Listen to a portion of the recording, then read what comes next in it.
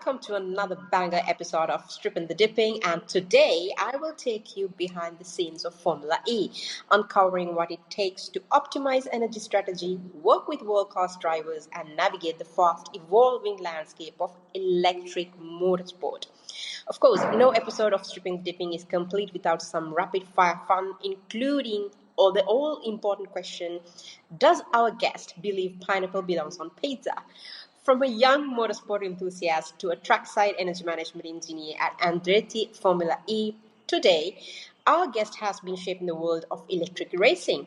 Without taking much of the time, let's welcome Albert Ruiz Gracia. How are you today? Thank you. Thank you for inviting me, for sure. Excited to have this chat and, if possible, help other young engineers to follow the same path. So, can you tell us what ignited this motorsport path? Like, what is your first early motorsport memory that you have? Yeah, for sure. I mean, in Spain, we had Formula E when Formula One, when it was open for public TV. Not anymore. We have to pay for everything now, but it was in public TV. So I remember, seeing those races where we had like the young Fernando Alonso in that blue Renault. So that's one of the first memories. For sure, I've always been excited about cars since I was a kid. So that's for sure. I knew I was going to be. I didn't know it was motorsports by then, but for sure it was going to be related to cars. But yeah, first memories were Fernando Alonso, young Fernando, So young already winning. Yeah. Young Fernando made Albert Ruiz Garcia get into Formula. Well, that's a cool statement for sure. Yeah, I would say so. Let's talk about the educational pathways that you have taken so far. Like when it comes to an engineer specifically, it's not easy just to get into the motorsport. Engineer means you need to have the paper qualifications to get into that proper job, because it's not like content creating or podcasting or doing media jobs. That actually comes with the experience. You can get the experience, hand-on first experience, and then go on with your qualifications when it comes to paper. But engineers, they have to study, they have to go through certain steps and certain degrees and qualifications, and then you get into the path. So let's talk about your academic experience that shaped your career. Yeah, 100%. So I started studying mechanical engineering in Barcelona, Spain. Then I knew I needed to create that bridge into motorsport, because back then we didn't have many masters or many specific studies related to motorsport in Spain. Now you have campus racing, the Formula 2 team, Formula 3 and Formula 2 team, where they have a masters and so another masters now in Barcelona. But back then I didn't see any. So I see studying in the UK, where most of motorsport, if not all motorsport, is based. So yeah, the Motorsport Valley is there. So it made sense to make a move there and study my master's degree in Cranfield University, which really helped me get some hands-on experience as well. At least be in the Motorsport Valley and make a lot of contacts, visit some teams, and basically get that visibility that you need when you are starting. There are many universities in the UK where they are well known, so it's a good bridge to, let's say, create that bridge between academic and then real business or the real world motorsport. So that was the main, let's say, main move, I would say, that helped me get into motorsport. It was moving to UK and basically create contacts. But were you always thinking that, okay, I'm going to be a trackside energy engineer, managing the trackside of the track and all that? Have you ever thought that, okay, this is my specialty, I'm going to major in this side? That actually, your specialty comes through the years you are studying. I mean, when we were studying the masters, everyone was focusing getting into Formula One, which is the main goal for most engineers. But then, back then, the Formula E was something relatively new, only 5 seasons in when I studied. So teachers started to talk you through what's Formula E and other possibilities, because there's more to motorsport than just Formula One. You have world endurance racing, you have touring cars, you have Formula E, you have many other options. So the teachers also help you visualize that you have other options, because you don't want to get frustrated by not getting to Formula One, because it's really difficult. And yeah, specialty just comes. I started as a performance strategy engineer, so it's just a junior engineer in a Formula E team in Monaco. It was Rocky Venturi, which is now Maserati Racing. And then it was when I moved to Andretti, when I took more of a energy management role. Um, they were both relatively small teams, so you get to see a lot of different things. And then I just stuck to energy management. Of course, you are seeing different things as well, but the main role would be taking care of this energy management and efficiency. That we can talk about it more deep later. But yeah, I mean, it just comes through the years. You touch different topics, and then you see you're good at something, or you like something more than other, and you see kind of a niche environment. Taking into this energy management is something that's not widely known or widely used in motorsport. So you get to see that you like it, and then you stick to it. Yeah. So we've spoken about the transition to Formula E. So your career includes roles, as you mentioned, such as performance and strategy engineer at Rocket Venture Racing, and now as a trackside energy management engineer with Andretti Formula E. What inspired your move to electric racing series? Because you said there are teachers who were guiding you guys, saying that these are the options. As you mentioned, it's not only Formula One. Absolutely, there's rally racing, endurance racing, extreme racing. There's much more to motorsport than just Formula One. So, how was your role evolved over time with this opportunity? Yeah, I mean, once you are in the university, you get to see that, well, you need to be prepared to receive a lot of no's until you get the first yes. Because the difficult part in this motorsport world, I would say, in my opinion, is just starting, getting the first opportunity. Once you are there, you can show what you're capable of, and then you get different opportunities. So Formula E kind of, when I was studying, it's, as I said, it was a new series, so not many people, a lot of things to improve. I mean, Formula One is well known, has a lot of history, everything is really established already. So if you get an opportunity, it would be for something, a specific role, specific tasks. So Formula E made sense. First of all, I got the opportunity to do my master's in the first team. So it gives me the opportunity to see different things, performance role, strategy, energy management.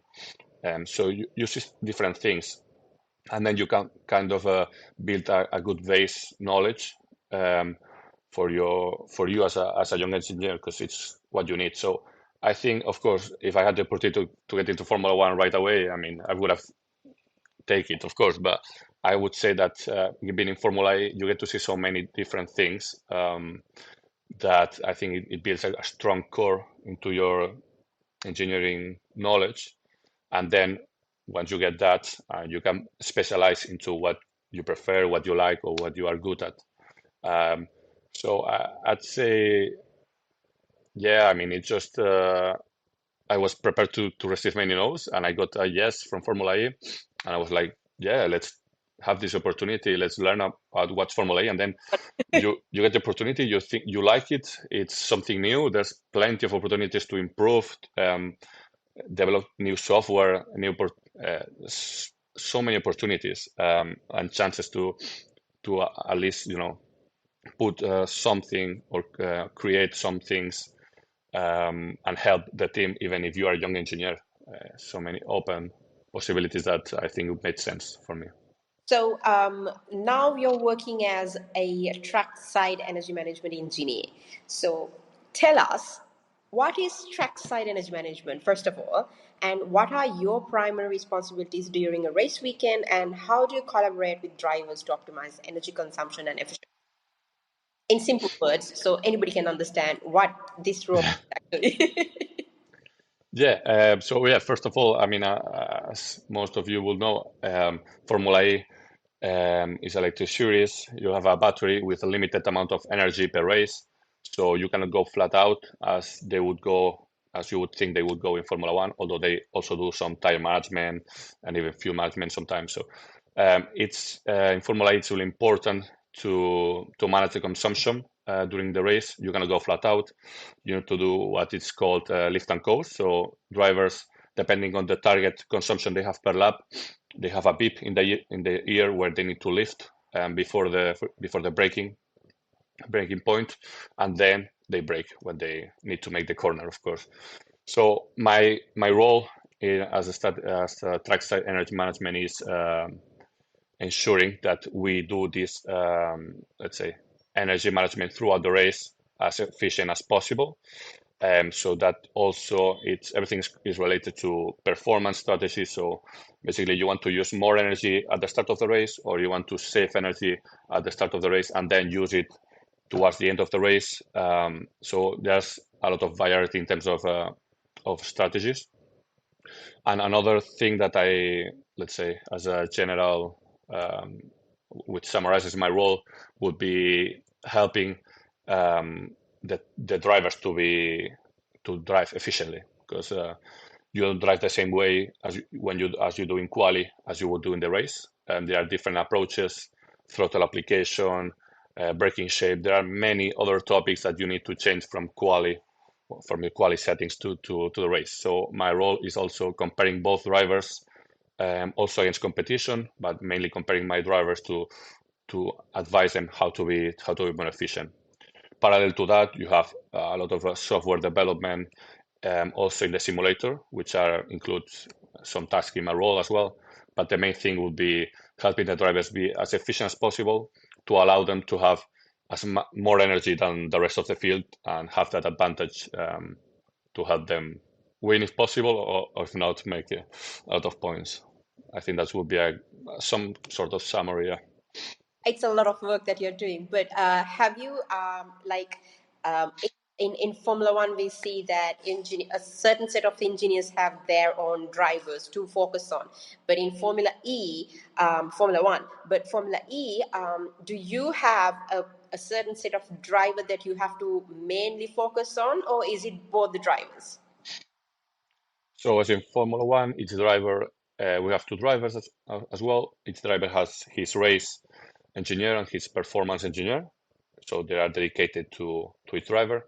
And then the other engineers, as I am, we work with both drivers. So yeah, basically they have their own race and perfor, but the rest of the engineers, we work for both. Yeah.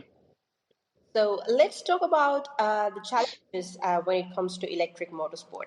What unique challenges? Because now in Formula One, it used to be just fuel, but now it's a hybrid era that comes with Formula One. So, half of 50% of the issues might be related to Formula E that they can learn as well. But Formula E is fully electric. There's no fuel at all. So there has to be some unique challenges that you have to face when it comes to energy management within Formula E compared to the traditional combustion engine racing. So, what sort of unique challenges have you faced, and how do you usually address? Well, I mean, for anyone starting Formula One, everyone knows about Formula One. So, of course, as I said, nowadays they do some sort of management, tire management, so they don't really go flat out the whole race. But Formula E, the management is much more intense. For anyone starting Formula E, it might feel a bit weird to watch a race. There are races, as I said before, where energy consumption, so the amount of energy you use per lap, is really important because you want to have more energy towards the end of the race. For example, that means that since energy consumption is so important, there are some races where a slipstream is a big factor. So you really want to take advantage of being behind a car to save as much as possible in order to use that energy later on. And that means that in some races where slipstream is a big topic, um, even the leader doesn't want to lead, which is surprising for a lot of people. They give up the lead in order to save, to take it back later on the race. Because if you are leading for the whole race, um, the drivers behind are going to take advantage of being behind you, and they're going to have more energy when it matters, and then you're going to go roll back through the field, go back. So I think that's the main topic that I think would surprise people. And then, of course, there are some hot races where you need to take care of the temperature of the battery. So that's also a topic that we need to simulate before the race, and then take care during the race, because it might be that you cannot even finish the race, or you are just gonna roll back or go back in the field just because your battery is too hot and you cannot use as much energy as you want. So I would say this energy consumption, being energy limited and having a certain amount of energy in the battery, and then taking care of the temperature is one of the main differences that I see compared to Formula One. I mean, I'm pretty sure Formula One has an advantage when it comes, if we are going to compare with Formula E, because for Formula One, the drivers can save the battery, use the fuel, and then use the battery to save the fuel, and they can just jump from one to the other side. But for Formula E, all depends on the battery, so they have to, whether they like it or not, whether they have the pace or not, if they're not going to save the energy, the battery, they're going to lose the race because they don't have enough energy to pass, even regardless their pace. Indeed, I mean, if someone has more energy, he will pass. It's the main factor is having it's energy. It's not, of course, if you're the quickest and you can roll more speed through the corners, you can be more efficient and save more energy. But if you are quick but you are not efficient, it will not pay off in a later stage in the race. So we spoke about Formula E, Formula One, and now let's talk about you. Let's Yeah. reflect on your journey. Are there particular projects or achievements that stand out as pivotal moments in your career? Yeah, I would say, I mean, doing my master's thesis on a related to strategy over a racing Formula E in my first team in Rocket Venturi Racing, based in Monaco, I think was the turning point. As I said, getting started, getting the first opportunity is the most difficult. Um, and it's, I think, for everyone and most engineers, it's the turning point. Once you get the first opportunity, you get to show what you are capable of, or the skills that you potentially can develop. So that first thesis with a Formula E team, I think, was what changed everything. Once you get the first opportunity, you are in, and then just give your max every day and see in the future. But yeah, I would say doing my master thesis with the team it's definitely my turning point. So, do you have any advice you would give to young engineers aspiring to enter the motorsport industry, especially in the rapidly evolving field of electric racing? Yeah, there are a couple of things that I would say. One of them is creating contacts, talking to people in the field. LinkedIn is a great tool for that. So what I did was talking to people, trying to showcase or show different engineers what I wanted to do as a thesis, for instance, or some of them are really keen on telling you which path you need to take, or where the category Formula E is looking at the moment, because you have eyes on that, but they can tell you, okay, maybe this year the tires are a really big topic. We need to understand the tires.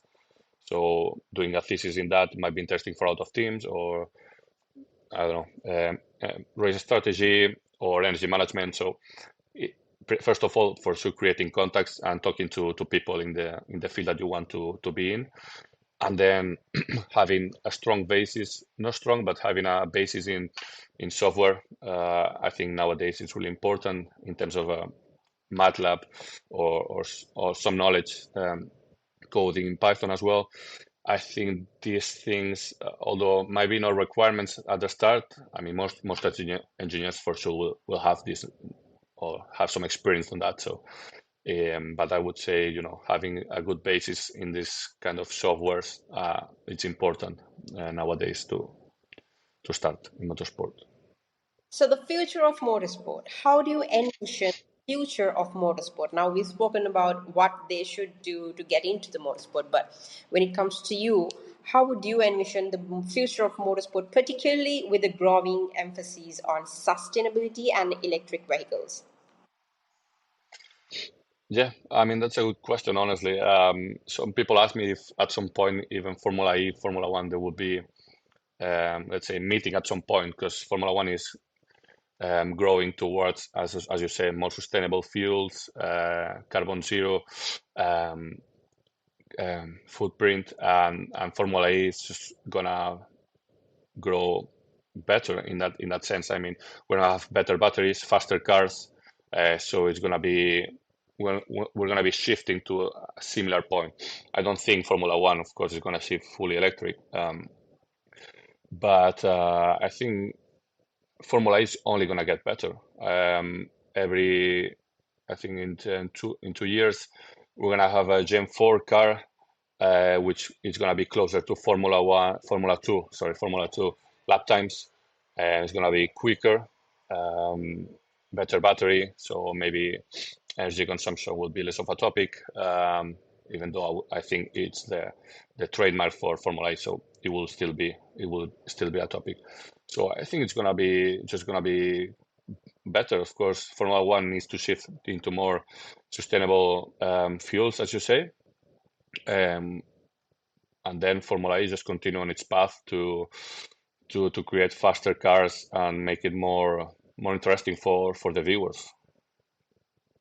And as you mentioned, Formula E, so only from Formula E, the cam record, the camera from the driver's helmet, that was actually created in Formula E, and then Formula One took it from them, and then they are also running with that. So there are plenty of things that Formula E brought to the industry, and then the rest of the formulas and other racing championships actually took that innovations, and then they're using in their racing competitions as well.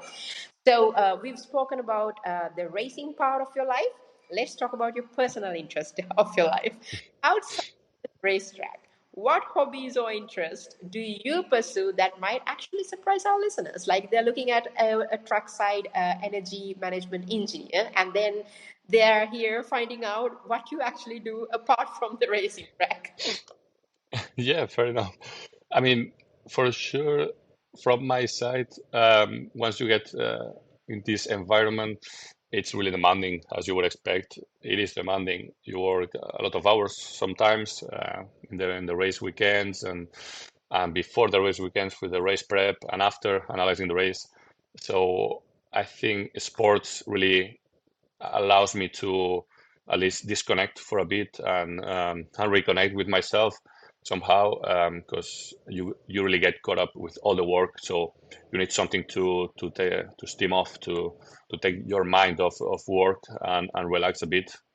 So in my case, in a race weekend, I try to do some sports, whether it's running or going to the gym or swimming, just to, even if of course you have a lot of work, you need some time for yourself to reset, because if not, it can be too much. Back at home and in the race weekend, you need some activity, to, whether it's reading, whether it's doing yoga or doing sports. You need something to take your mind off of work.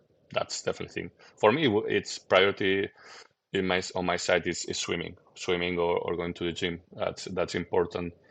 Helps me not think about work for an hour or two, and then you are more fresh or eager to start off the day, or start a new day with more energy and ready to take on new challenges.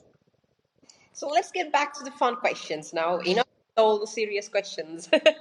So, like I mentioned, our main question that we always ask from every single guest, including Mario Andretti, was actually about pineapple on pizza. So, are you a pineapple on pizza person? Yay or nay? That's a definitely no. Not ever. I can contemplate that. I've never eaten, but I can tell it doesn't work. Not from my side. I'm sorry. I respect my Italian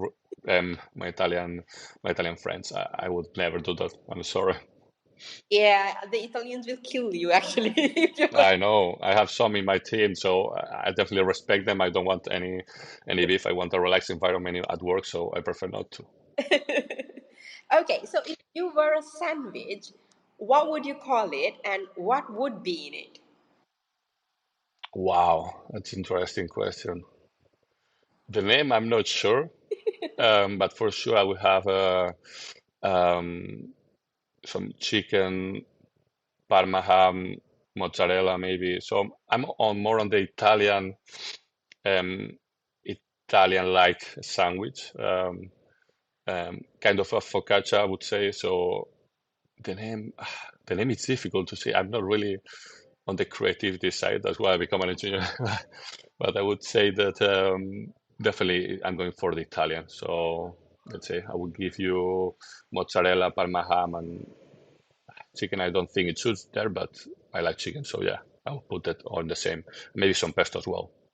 Yeah, I would say that's the way to go. Let's call it an Albert Ruiz sandwich. Oh yeah, easy, direct, simple. I like that. So if you could swap jobs with anyone in motorsport for a day, who would it be and why? Wow. I mean, I have to say it would be for a driver. Although I'm not even close to be qualified to drive Formula One, I would switch with I think the red would suit me. So either Lewis or Charles, I definitely swip with them and see what it's like. Uh, for sure, I wouldn't do anything, maybe even crash the car, but uh, it would be a great experience for sure. I mean, I think I'm pretty sure that you'll be better at handling the weight management for the car than the rest of us. Yeah, fair enough. Yeah. So, what's your go-to hype song before a big race weekend? Wow. Uh, Normally, I would go for some hard techno or some chill vibe, but I have to say, for at least what I use for the gym is 50 Cent, Many Men. That's really, I mean, a lot of people wouldn't expect that, but it's my hype song for sure. Even when I start have a difficult day ahead or I go to the gym, that's the one to go that really motivates me and helps me bring my mood up. So, if you had to compare yourself to a car, a race car, which one would you choose and why? Wow, that's interesting. Uh, wow, I would say maybe a world endurance car because let's say in this field and well, a lot of things in life is not only having the talent but being consistent. These cars are running for 24 hours. So like they do in the race, and as you should do in life, just keeping it constant. Don't give up because anything can change at any moment. Just keep going, one more day, one more hour, keep going, and see what comes up after 24 hours. But yeah, probably a wet car. That will be the one to go. So, if you can invite three motorsport legends, past or present, dead or alive, to dinner, who are you picking and what's on the menu? It has to be Wow. your signature on the menu.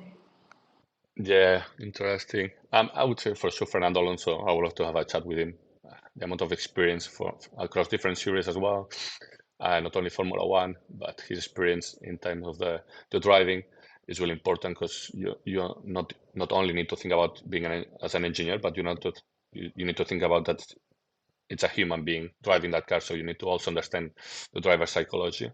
Then I would say to further understand engineering things, side of things, for sure. Niwi, I will go for him. I mean, he's probably the GOAT as an engineer. So really interesting to have an engineering chat with him. And then more on I will go for the easy one. On the business side of things, I would say maybe Toto Wolff. So I got with the three of them, I would have like a really great overview of business, engineering, and also driving. And then on the menu, I'll go for some tapas, something light, to talk about some wine. I'll keep it on more on the Spanish food Is that everyone likes. Exactly, you're not just smart, exactly, you're actually smart when it comes to choosing people, and for what for, like the reason for that as well. Because Fernando Alonso, for being the person who actually pushed you into the motorsport pathway, and then to understand the driver psychology, and then of course Adrian is like the person for an engineer to actually have an exactly. that. You Yeah, have to. exactly. Toto from the business side. So I'm pretty sure that rather than just looking at an engineer, I might probably in the future will see Albert Ruiz Garcia as a good entrepreneur. Hopefully, I have no. Who knows? You never know. It's a good thing to know a bit of everything, to have a good overview on the business side, as well as driving, and of course the main focus is engineering. But as you say, if you know a bit of everything, for sure you'll manage yourself better in the future. I mean, I'm pretty sure about that because Christian Horner, Toto Wolff, and then even Michael Andretti, all of these people were actually racers, and then that racing career didn't take up very well, but they converted that into business, and now they are running major teams and they're team owners. So obviously, that business part definitely going to come and hit you with that as Exactly. Once you understand the driver psychology and what it means being in racing, being in a car, I think you are much better prepared to lead a team forward. Once you understand also the business side of things, having that experience and being a driver, I think it's just a huge bonus. It's just helps you a lot for sure, and it make them be the sharks in the field that they are. Okay, so last question of the hour. Taxi, dinner, and a void. You have to choose one motorsport personality, probably from Formula One, to drive you from your place to drop you at the restaurant. Who is it going to be? And then you need to choose one person to have dinner with, and the other person you have to choose to avoid at all costs, that you don't want to meet and have a chat at all with them. So who is it going to be? Oof, hopefully it doesn't backfire me in the future. Don't worry. Probably the, driving the taxi. I will go for let's say Carlos Sainz now because I want to meet him as well. Just meeting the Spanish drivers since I already had dinner with Fernando. I would have dinner with James Valve, and because I know he studied in the same uni as me. I've been told he's just a really smart engineer. He was focused on the strategy back in Mercedes, made them what they were, winning as much team championships, driver championships as they did. Also, in part, thanks to him. So I'm really interested because I think his role would be similar to what I did or what I'm doing to a certain extent. So I think having a chat with him, I think he's a great guy. He looks fun, and he's smart. So you can only learn a lot just by talking to him for an hour. So I will go for James as well, and then someone I wouldn't have anything to do with. It's difficult because you never know when you end up, in the future. So That's true. uh, Safe choice then. wow.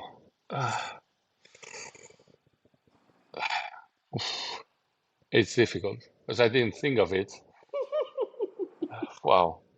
Uh, Honestly, I don't know. I mean, I have an idea, but I cannot say. Um, So I'll 'Cause I don't. Huh? I can let you know maybe after the call. I will let you know. You do let me know that. So we've interviewed Andrew Wanbird. He's the founder and CEO of the Race Media. So his choice of the person to avoid was Danica Patrick. And then we interviewed Matt Dinovsky. He's the founder and the marketing head for V Racing. And whom did he choose actually? I can't remember, but that was quite a name as well. And then he was like saying, I hope that it's not going to backfire on him as well. So, Exactly. You never know. Maybe I say something now and then I end up in some team and then they have this. So yeah, I let you know afterwards for sure. But I think I was thinking political well, political answer. so much for joining us today. And if anyone wants to follow your journey, and then where can they find you? What are your social handles? Yeah, I can let you know after. But for sure, if if I can help, I also been as a student, so I think reaching me out in LinkedIn, it was the best way Yeah. to do so, and I will help as much as I can because I've been there. I know what it means to send so many messages and not get so many positive answers. So I'll try to help as much as possible. So if they can reach me out in LinkedIn, I'll be happy to help when, of course, time allows. Yeah, as you know, it's pretty hectic here sometimes. But yeah, if I can, definitely will help them. Well, there you go, folks. That brings us to the end of our episode for today. Thank you so much for joining us, Albert. And then, if you guys Thank you want for reminding me. if you guys actually want to check it out, his journey, and have advices from him, then do reach out to him from LinkedIn. His name goes as Albert Ruiz Gracia. We will put the LinkedIn link as well on the episodes from YouTube and also on all the podcast platforms. So then it'll be easier for you guys to find him. Thank you for listening to us, giving your valuable attention and time for 3 seasons, and this is actually our 4th season.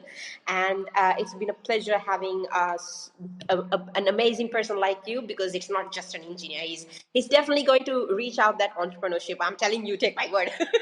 Okay. I hope so. Hope so. I take notes as well. Thank you very much, and yeah, good luck with your podcast. I think it's great to showcase and show different profiles and engineers, not only engineers but also the business side. So I think it's great to have that overview before getting into the world. And yeah, as again, if I can help, I'll try to do so. Thank you so much. And folks, thank you so much for listening to us. So this is your Once in a Blue Moon host, Georgina, and this is signing off until the next episode. Ciao.